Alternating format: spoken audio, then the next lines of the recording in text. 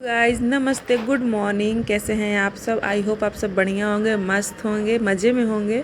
तो सुबह की शुरुआत हो रही है पॉजिटिविटी के साथ। तो यहाँ पे निक्की फूल तोड़ करके ले आई है और ये मंडे का ब्लॉग है, सोमवार का, सावन का पहला सोमवार। आप सबको बहुत बहुत शुभकामनाएं। तो यहाँ पे हम लोग जा रहे हैं पूजा करने मंदिर, और निक्की मेरे पैर में लगा रही है महावर, और हम लोग इसे आलता भी बोलते हैं। तो यहाँ पे सारी तैयारियां हो चुकी है और हम लोग मंदिर के लिए निकल रहे हैं। और मंदिर का कोई भी ब्लॉग आप लोग को देखने को नहीं मिलेगा, क्योंकि हम लोग फ़ोन लेकर के नहीं गए थे, क्योंकि वहाँ भीड़ बहुत होती है।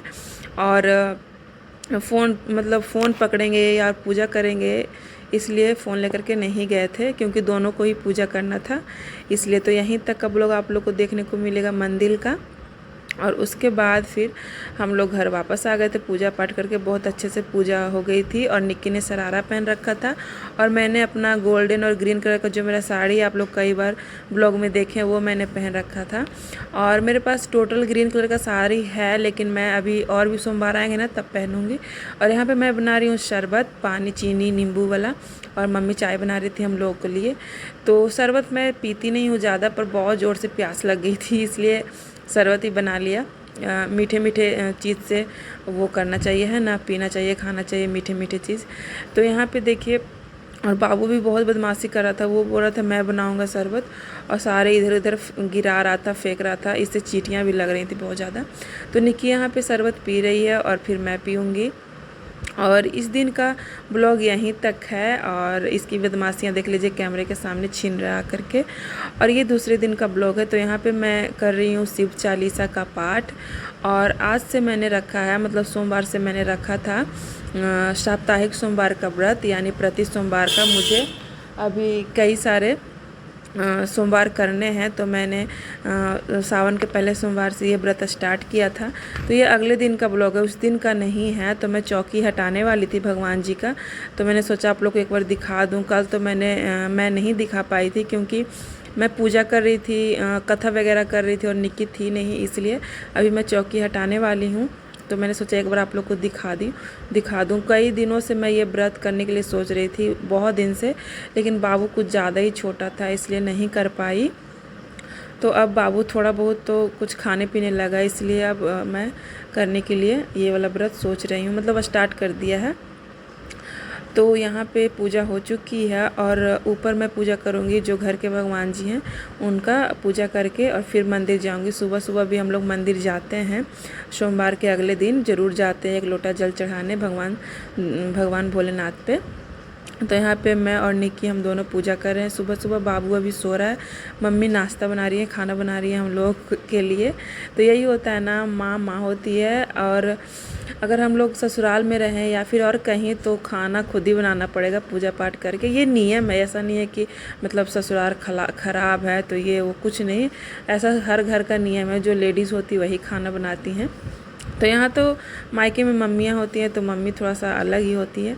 तो वहाँ पे मम्मी खाना बना लेंगी, केवल मुझे पूजा करना है। और यहाँ पे निक्की पूजा कर रही है, मैं कर रही हूँ, दोनों साथ मिल करके। तो निक्की यहाँ पे फ़ोन लगा दी थी ताकि पूरा वीडियो बनते रहे। कई बार इसी कारण से वीडियो मैं नहीं बना पाती हूँ, क्योंकि फ़ोन रखने का जगह नहीं मिलता, इसलिए। तो मैं बाहर चली गई थी तुलसी माता के पास पूजा करने, और निक्की यहाँ पे कर रही है। और मुझे चौकी हटाना था, तो वो मैं हटा लूँगी। और उसके बाद फिर हम लोग मंदिर चले जाएंगे। और मंदिर पे भीड़ नहीं थी बिल्कुल भी।